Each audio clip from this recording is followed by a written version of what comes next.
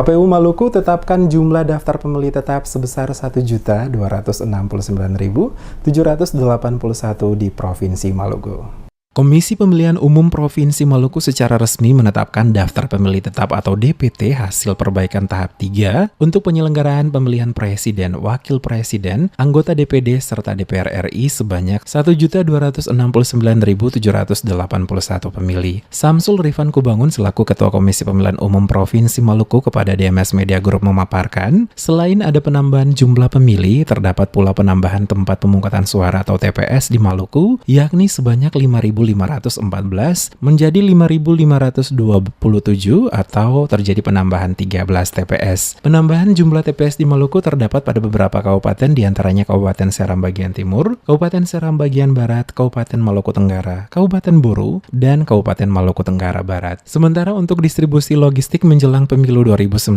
sesuai keputusan KPU Pusat dan pemerintah, maka itu akan menjadi domain pemerintah kabupaten kota di Indonesia. Artinya, distribusi surat suara ke masing-masing TPS akan dibantu sepenuhnya oleh pemerintah daerah setempat. Sementara terkait logistik pemilu 2019 dikatakannya dari hasil laporan pada setiap KPU kabupaten kota yang ada di Maluku, prosesnya sementara masih berjalan dan sesuai laporan sementara yang diterima rata-rata kerusakan surat suara saat dilakukan penyortiran berkisar antara 4,7%. Hal ini dinilai masih dalam tahap kewajaran.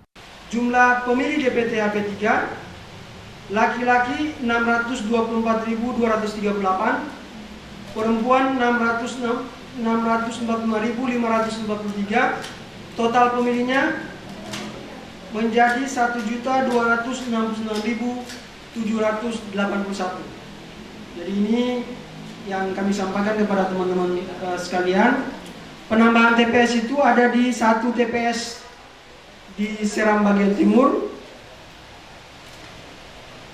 juga ada 1 TPS lapas di Maluku Tenggara, kemudian juga ada di beberapa kabupaten di Seram bagian barat, kemudian Buru, Maluku Tenggara Barat yang tadinya penambahan TPS tadi, yang awalnya 5.514 menjadi 5.527.